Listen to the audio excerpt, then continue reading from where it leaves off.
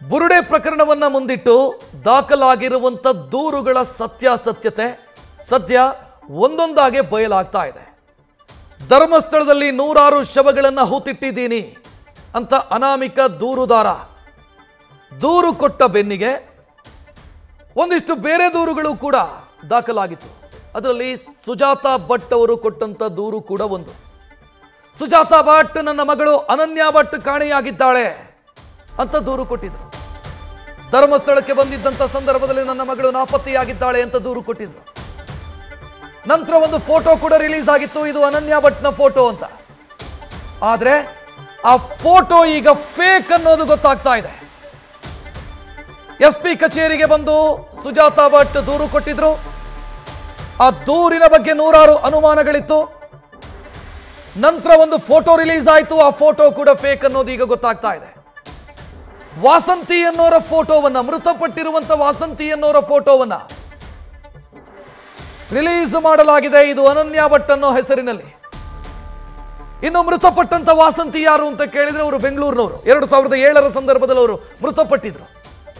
ಆ ಫೋಟೋವನ್ನ ರಿಲೀಸ್ ಮಾಡಲಾಗಿದೆ, ಇದು ಅನನ್ಯಾ ಭಟ್ನ ಫೋಟೋ ಅಂತ. ಅಂದ್ರೆ ಟೀಕೆಗಳು ವ್ಯಕ್ತವಾಗಿತ್ತು. ಸುಜಾತಾ ಭಟ್ ಕೊಟ್ಟಿರುವಂತ ದೂರು, ಆ ದೂರಿಗೆ ಪೂರಕವಾದಂತ ಸಾಕ್ಷಿಗಳಿಲ್ಲ, ಡಾಕ್ಯುಮೆಂಟ್ಗಳಿಲ್ಲ, ಯಾವುದೂ ಇಲ್ಲ ಅನ್ನುವಂಥ ವಿಚಾರಗಳು ಬಂದಾಗ ಈ ಫೋಟೋ ರಿಲೀಸ್ ಆಯ್ತು ನೋಡಿ. ಈ ಫೋಟೋವನ್ನು ರಿಲೀಸ್ ಮಾಡಿ ಇದೇ ಅನನ್ಯಾ ಭಟ್ ಅಂತ ಹೇಳಲಾಗಿತ್ತು. ಸುಜಾತಾ ಭಟ್ ಮತ್ತು ಸೌಜನ್ಯ ಪ್ರಕರಣದ ಹೋರಾಟದ ಮುಂಚೂಣಿಯಲ್ಲಿದ್ದವರು ಈ ಫೋಟೋವನ್ನು ರಿಲೀಸ್ ಮಾಡಿದ್ದು.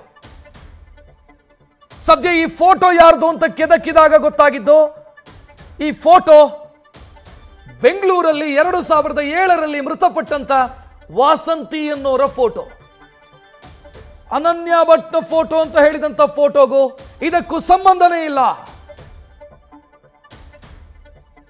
ಫೋಟೋದ ಹೋಲಿಕೆಯನ್ನು ಗಮನಿಸ್ತಾ ಇದ್ದೀರಿ. ವಾಸಂತಿ ಭಟ್ ಅವರ ಫೋಟೋ ಅವರ ಕಾಲೇಜು ದಿನಗಳ ಫೋಟೋವನ್ನು ಇವರು ಕೊಟ್ಟಿರೋದು, ರಿಲೀಸ್ ಮಾಡಿರೋದು. ವಾಸಂತಿ ಭಟ್ ಕಾಲೇಜು ದಿನಗಳಿದ್ದಾಗ ತೆಗೆದಂತ ಫೋಟೋವನ್ನ ಇದು ಅನನ್ಯಾ ಭಟ್ ಅಂತ ರಿಲೀಸ್ ಮಾಡಿದ್ದಾರೆ. ಅಲ್ಲಿಗೆ ಈ ಫೋಟೋದ ಅಸಲಿಯತ್ತು ಏನು ಅನ್ನೋದು ಈಗ ಗೊತ್ತಾಗ್ತಾ ಇದೆ. ನನ್ನ ದೂರಿಗೆ ಒಂದು ಅಧಿಕೃತತೆ ಬರಲಿ ಅಥವಾ ಸಾಕ್ಷ್ಯ ಅನ್ನೋದಿರಲಿ ಅನ್ನೋ ಕಾರಣಕ್ಕಾಗಿ ಒದಗಿಸಲಾಗಿರುವಂತ ಫೋಟೋ ಫೇಕ್ ಅನ್ನೋದು ಈಗ ಗೊತ್ತಾಗ್ತಾ ಇದೆ. ನಕಲಿ ಇದು. ಅಂದ್ರೆ ಫೋಟೋದಲ್ಲಿ ಇರುವಂತ ವ್ಯಕ್ತಿ ಅಸಲಿ. ಈ ಕೇಸಿಗೆ ಇದು ಸಂಬಂಧಪಡಲ್ಲ. ಅನನ್ಯಾ ಭಟ್ ಅಂತ ಹೇಳಲಾಗಿರುವಂತ ಕಥೆಗೆ ಈ ಫೋಟೋ ಲಿಂಕ್ ಆಗೋದೇ ಇಲ್ಲ. ಸೊ ಅಲ್ಲಿಗೆ ಆ ದೂರಿನ ಸತ್ಯಾಸತ್ಯತೆಯ ಬಗ್ಗೆಯೂ ಕೂಡ ಗಂಭೀರ ಪ್ರಶ್ನೆಗಳು ಹೇಳ್ತಾ ಇದೆ. ನಿಜಾನ ಹಂಗಿದ್ರೆ? ಅನನ್ಯಾ ಭಟ್ ಅನ್ನುವಂತ ವಿದ್ಯಾರ್ಥಿನಿ ಇದ್ದಿದ್ದು ನಿಜಾನ? ಸುಜಾತಾ ಭಟ್ ಅವರಿಗೆ ಮಗಳಿದ್ದಿದ್ದು ನಿಜಾನ? ಆ ಮಗಳು ಧರ್ಮಸ್ಥಳಕ್ಕೆ ಬಂದಾಗ ಕಾಣೆಯಾಗಿದ್ದು ನಿಜಾನ? ಅಥವಾ ಇದೆಲ್ಲವೂ ಕೂಡ ಸುಳ್ಳು ಕಥೆನಾ? ಸ್ಕ್ರಿಪ್ಟೆಡ್ ದೂರು ಇದು. ಯಾರೋ ಬರೆದಿರುವಂತ ಸ್ಕ್ರಿಪ್ಟಿಗೆ ಈ ಸುಜಾತಾ ಭಟ್ ಪಾತ್ರಧಾರಿಯಾಗಿರೋದಾ? ಸುಜಾತಾ ಭಟ್ ಅನ್ನ ಮುಂದಿಟ್ಟುಕೊಂಡು ಒಂದು ಸ್ಕ್ರಿಪ್ಟೆಡ್ ದೂರನ್ನ ಕೊಡಲಾಗಿದೆಯಾ? ಈ ಎಲ್ಲಾ ಪ್ರಶ್ನೆಗಳು ಈಗ ರೈಸ್ ಆಗ್ತಾ ಇದೆ. ಯಾಕಂತಂದ್ರೆ ಅನನ್ಯಾ ಭಟ್ ಇದ್ರು ಅನ್ನೋದಕ್ಕೆ ಯಾವ ದಾಖಲೆಗಳನ್ನು ಕೂಡ ಕೊಡೋದಕ್ಕೆ ಸುಜಾತಾ ಭಟ್ಗೆ ಸಾಧ್ಯ ಆಗಿಲ್ಲ. ಕೊಟ್ಟಿದ್ದು ಅಥವಾ ರಿಲೀಸ್ ಆಗಿದ್ದು ಒಂದು ಫೋಟೋ, ಆ ಫೋಟೋ ಕೂಡ ಫೇಕು, ಫೋಟೋ ಕೂಡ ಸುಳ್ಳು ಫೋಟೋ. ಅಲ್ಲಿಗೆ ಅನನ್ಯಾ ಭಟ್ ಇದ್ದಿದ್ದು ನಿಜಾನ ಹಂಗಿದ್ರೆ? ಸುಜಾತಾ ಭಟ್ಗೆ ಮಗಳಿದ್ದಿದ್ದು ನಿಜಾನ? ಆ ಮಗಳು MBBS ಓದ್ತಾ ಇದ್ದಿದ್ದು ನಿಜಾನ? MBBS ಓದ್ತಾ ಇದ್ದಂತ ಮಗಳು ಧರ್ಮಸ್ಥಳಕ್ಕೆ ಬಂದಿದ್ದು ನಿಜಾನ? ಸುಳ್ಳು, ಸುಳ್ಳಿರಬಹುದು ಅನ್ನೋ ಅನುಮಾನ ಈಗ ಮೂಡ್ತಾ ಇದೆ. ಯಾಕಂತಂದ್ರೆ ಇದ್ರು ಅಂತಾದ್ರೆ ಒಂದಿಷ್ಟು ದಾಖಲೆಗಳು ಬೇಕಲ್ಲ, ಸಾಕ್ಷ್ಯಗಳು ಬೇಕಲ್ಲ. ಎಲ್ಲಿದೆ ಸಾಕ್ಷ್ಯ? ಎವಿಡೆನ್ಸ್ ಆಕ್ಟ್ ಕ್ಲಿಯರ್ ಆಗಿ ಹೇಳುತ್ತೆ, ಬರ್ಡನ್ ಆಫ್ ಪ್ರೂಫ್ ಯಾರು ದೂರು ಕೊಟ್ಟಿದ್ದಾರೋ ಅವ್ರದೇ ಪ್ರೂಫ್ ನೀವೇ ಕೊಡಬೇಕು. ದೂರು ಕೊಟ್ಟವರು ಅಟ್ಲೀಸ್ಟ್ ಮಗಳಿದ್ಲು ಅನ್ನೋದಕ್ಕೆ ಪ್ರೂಫ್ ಕೊಡ್ಬೇಕು ತಾನೆ. MBBS ಓದ್ತಾ ಇದ್ಲು ಮಗಳು, ಆ ಕಾಲೇಜಿಗೆ ಹೋಗಿ ವಿಚಾರಿಸಿದ್ರೆ ಅಂತ ವ್ಯಕ್ತಿನೇ ಇರಲಿಲ್ಲ ಆ ಅವಧಿಯಲ್ಲಿ, ಅಂತ ವಿದ್ಯಾರ್ಥಿನೇ ಇರಲಿಲ್ಲ ಆ ಅವಧಿಯಲ್ಲಿ. ಯಾವ ಸ್ಕೂಲಲ್ಲಿ ಓದಿದ್ಲು ಅನನ್ಯಾ ಭಟ್ ಗೊತ್ತಿಲ್ಲ. ಸ್ಕೂಲ್ ಲಿವಿಂಗ್ ಸರ್ಟಿಫಿಕೇಟ್ ಇದೆಯಾ? ಗೊತ್ತಿಲ್ಲ, ಇಲ್ಲ. SSLC ಮಾರ್ಕ್ಸ್ ಕಾರ್ಡ್ ಇದೆಯಾ? ಇಲ್ಲ. ಅಟ್ಲೀಸ್ಟ್ ಮಗಳದೊಂದು ಫೋಟೋ ಇದೆಯಾ ಅಂತ ಕೇಳಿದ್ರೆ ಅದು ಇರಲಿಲ್ಲ. ಮೊನ್ನೆ ರಿಲೀಸ್ ಆಯ್ತಿದ್ದು ಇದು ಫೋಟೋ. ಈ ಫೋಟೋ ಕೂಡ ಈಗ ಫೇಕ್ ಅನ್ನೋದು ಗೊತ್ತಾಗಿದೆ.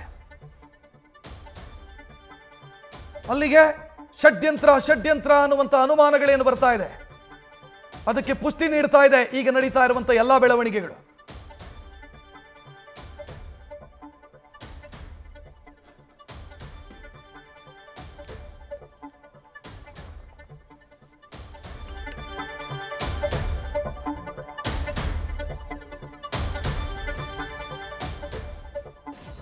ಈ ಬಗ್ಗೆ ಹೆಚ್ಚಿನ ಡೀಟೇಲ್ ನೀಡೋದಕ್ಕೆ ನಮ್ಮ ಪ್ರತಿನಿಧಿ ಕಿರಣ್ ನೇರ ಸಂಪರ್ಕದಲ್ಲಿ. ಕಿರಣ್, ಆವತ್ತಿನಿಂದಲೂ ಒಂದಿಷ್ಟು ಅನುಮಾನಗಳಿತ್ತು. ಅನನ್ಯ ಭಟ್ ಅನ್ನೋದು ಇರೋದು ನಿಜಾನಾ? ಸುಜಾತ ಭಟ್ರಿಗೆ ಮಗಳಿರೋದು ನಿಜಾನಾ? ಈ ಎಲ್ಲ ಪ್ರಶ್ನೆಗಳಿತ್ತು. ಈಗ ಇದನ್ನೆಲ್ಲ ನೋಡಿದ ನಂತರ ಇಲ್ಲದ ಅನನ್ಯ ಭಟ್ ಅನ್ನ ಹುಡುಕೋದೆಲ್ಲಿ ಎನ್ನುವಂತ ಪ್ರಶ್ನೆ ಮೂಡ್ತಾ ಇದೆ.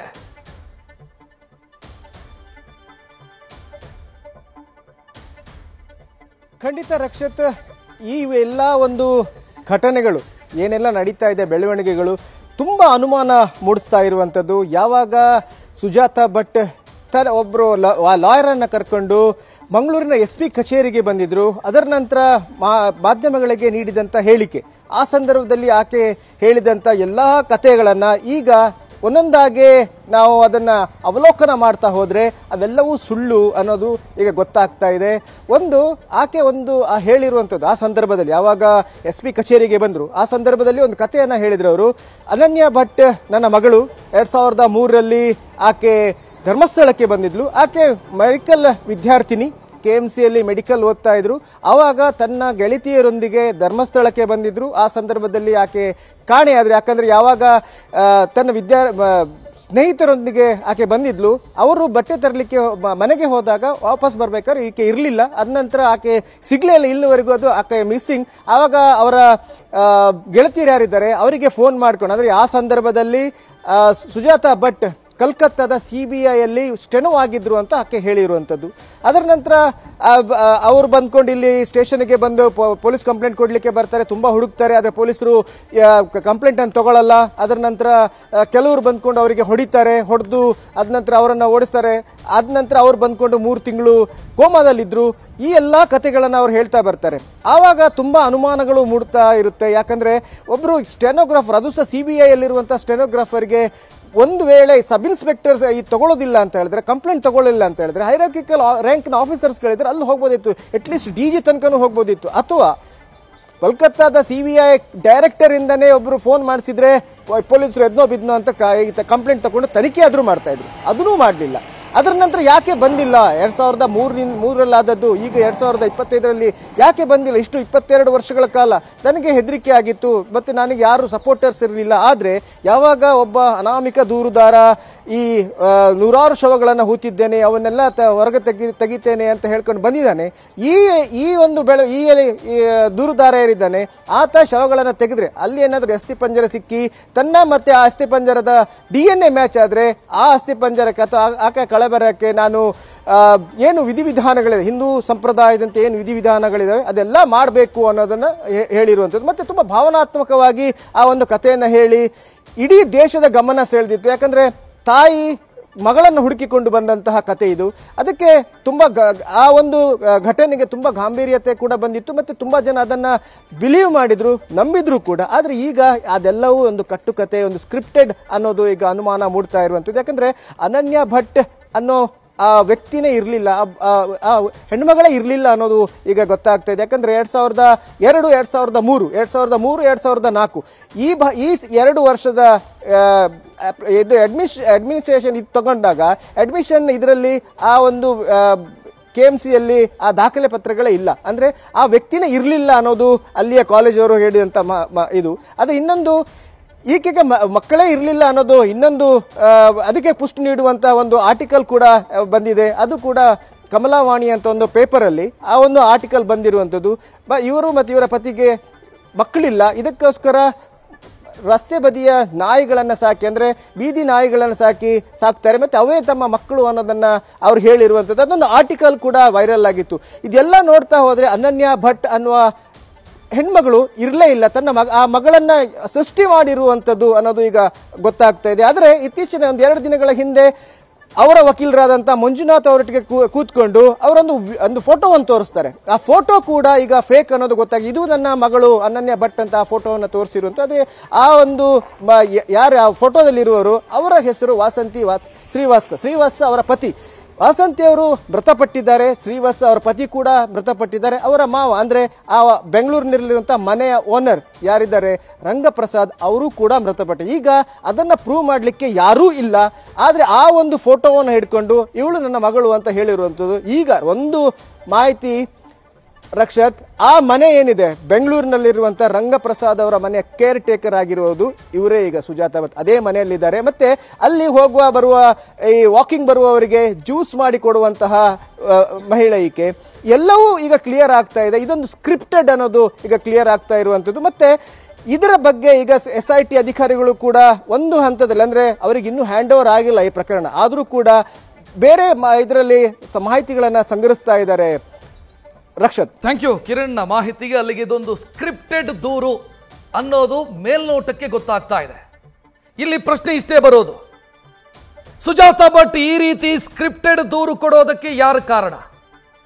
ಇದು ಬಹಳ ಮುಖ್ಯವಾದಂಥ ವಿಚಾರ ಇದು. ಯಾಕಂತಂದ್ರೆ ನನ್ನ ಮಗಳು ಕಾಣೆಯಾಗಿದ್ದಾಳೆ ಅಂತ ಒಬ್ಬ ತಾಯಿ ದೂರು ಕೊಟ್ಟರೆ ಸಹಜವಾಗಿ ಅನುಕಂಪ ಮೂಡುತ್ತೆ ಅವ್ರ ಬಗ್ಗೆ. ಅದು ಅವ್ರು ಹೇಳಿದಂಥ ಕತೆ ಹೆಂಗಿತ್ತು, ಅಯ್ಯಯ್ಯೋ ಕಣ್ಣೀರು ಬರಬೇಕು ಆ ರೀತಿಯ ಕತೆ. ಇಲ್ಲಿ ನಾವು ಕನ್ಕ್ಲೂಷನ್ಗೆ ಬರ್ತಾ ಇಲ್ಲ, ಆದ್ರೆ ಅದೇ ತಾಯಿ ತೋರಿಸ್ತಾ ಇರೋದು ನೋಡ್ತಾ ಇದ್ರಿ, ಇದು ನನ್ನ ಮಗಳು ಅಂತ. ಯಾರಾದರೂ ತಾಯಿ ನನ್ನ ಮಗಳು ಅಂತ ಯಾರದ್ದೋ ಫೋಟೋವನ್ನು ತೋರಿಸಿ ಹುಡುಕಿ ಕೊಡಿ ಅಂತ ಹೇಳೋದಕ್ಕೆ ಸಾಧ್ಯನಾ? ಮಗಳನ್ನು ಹುಡುಕಿ ಕೊಡಬೇಕು ಅನ್ನುವಂಥ ಒಂದು ನಿಜವಾದಂಥ ಕನ್ಸರ್ನ್ ಇದ್ರೆ ಸಾಧ್ಯನಾ? ಆ ಫೋಟೋ ಯಾರ್ದು ಅಂತಂದ್ರೆ 2007ರಲ್ಲಿ ಮೃತಪಟ್ಟಿದ್ದಾರೆ ವಾಸಂತಿ ಎನ್ನುವಂಥ ಮಹಿಳೆ, ಅವ್ರ ಫೋಟೋವನ್ನು ತೋರಿಸಿದ್ದು. ಆ ಫೋಟೋಗೂ ಈ ಮಹಿಳೆಗೆ ಏನು ಲಿಂಕು, ಸುಜಾತಾ ಭಟ್ಟಿಗೂ ಏನು ಲಿಂಕು? ಸುಜಾತಾ ಭಟ್ ಅವರ ಮನೆಯಲ್ಲಿ ಕೆಲಸಕ್ಕಿದ್ರು ಅನ್ನುವಂಥ ಮಾಹಿತಿ. ವಾಸಂತಿಯವರು ಮೃತಪಟ್ಟಿದ್ದು 2007ರಲ್ಲಿ. ಆನಂತರ ಅವರ ಪತಿ ಶ್ರೀವತ್ಸ ಮೃತಪಟ್ಟರು. ನಂತರ ಆ ಮನೆಯಲ್ಲಿದ್ದಂಥ ಏಕೈಕ ವ್ಯಕ್ತಿ ವಾಸಂತಿಯವರ ಮಾವ ಅಂದರೆ ಶ್ರೀವತ್ಸ ಅವರ ತಂದೆ, ಅವರು ಮೃತಪಟ್ಟರು 2025ರಲ್ಲಿ. ಅಲ್ಲಿಗೆ ಈ ಗ್ಯಾಂಗಿಗೆ ಗೊತ್ತಾಯಿತು ಅಂತ ಅನ್ಸುತ್ತೆ, ಯಾರೂ ಇಲ್ಲ ಗುರುತಿಸೋದಕ್ಕೆ ಫೋಟೋವನ್ನ, ನಾವು ಏನು ಕತೆ ರೆಡಿ ಮಾಡಿದ್ರು ನಡೆಯುತ್ತೆ ಅಂತ. ಅದಕ್ಕೆ 2007ರಲ್ಲಿ ಮೃತಪಟ್ಟಂತ ಅನನ್ಯ ಭಟ್ ವಾಸಂತಿಯವರ ಫೋಟೋವನ್ನು ಅನನ್ಯ ಭಟ್ ಅಂತ ತೋರಿಸಿದ್ದಾರೆ. ಪಕ್ಕದಲ್ಲಿ ಇರೋದು ಮಂಜುನಾಥ್ ಗೌಡ, ಇವರ ಲಾಯರು, ಸುಜಾತಾ ಭಟ್ ಅವರ ಲಾಯರು. ಅವರೇ ಮಾಡಿರುವಂಥ ಒಂದು ಲೈವ್, ಅದು ಸೋಷಿಯಲ್ ಮೀಡಿಯಾ ಲೈವ್, ಅದರಲ್ಲಿ ತೋರಿಸಿರೋದು ಈ ಫೋಟೋವನ್ನು. ಅಂದ್ರೆ ಈ ವೃದ್ಧೆ, ಈ ಸುಜಾತಾ ಭಟ್ ಅನ್ನುವಂಥ ಮಹಿಳೆ ಅನ್ಕೊಂಡಷ್ಟು ಅಮಾಯಕಿಯಲ್ಲ, ಖತರ್ನಾಕಿದ್ದಾರೆ. ಇವರ ಹಿಂದೆ ಯಾರೋ ಇದ್ದಾರೆ ಅನ್ನುವಂಥ ಪ್ರಶ್ನೆ ಈಗ ಮೂಡ್ತಾ ಇದೆ, ಅನುಮಾನ ಸಹಜವಾಗಿ ಮೂಡ್ತಾ ಇದೆ. ನ್ಯೂಸ್ ಫಸ್ಟ್ ನಿರ್ಭೀತಿಯಿಂದ ನಿಮ್ಮ ಪರವಾಗಿ.